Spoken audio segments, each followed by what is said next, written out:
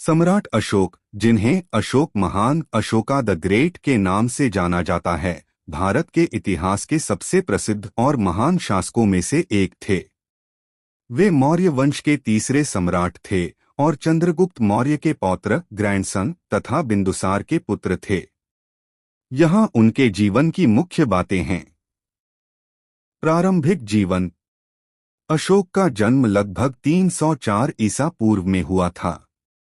वे बचपन से ही बुद्धिमान, साहसी और युद्धकला में निपुण थे। उनके पिता बिंदुसार ने उन्हें कई प्रदेशों का शासन दिया था और अशोक ने उत्कृष्ट शासन कौशल दिखाया। कलिंग युद्ध।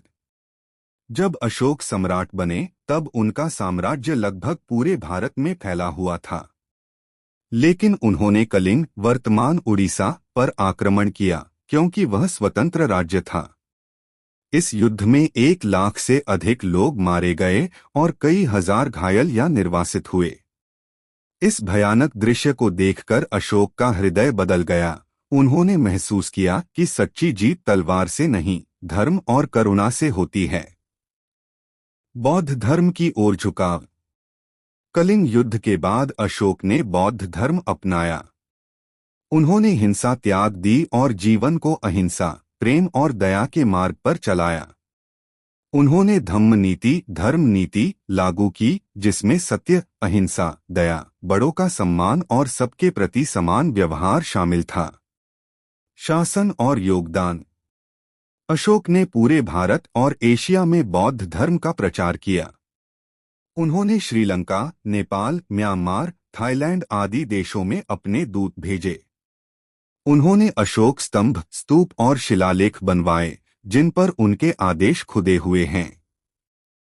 दिल्ली का प्रसिद्ध अशोक स्तंभ, जिसका शेर चिन्ह आज भारत का राष्ट्रीय प्रतीक है, उन्हीं की देन है। अंतिम काल। अशोक ने अपने जीवन के अंतिम वर्षों में साधारण जीवन व्यतीत किया। कहा जाता है कि उन्होंने अपने राज्य के अधिकांश धन को धर्म कार्यों में लगा दिया। उनका निधन लगभग 232 ईसा पूर्व में हुआ। विरासत।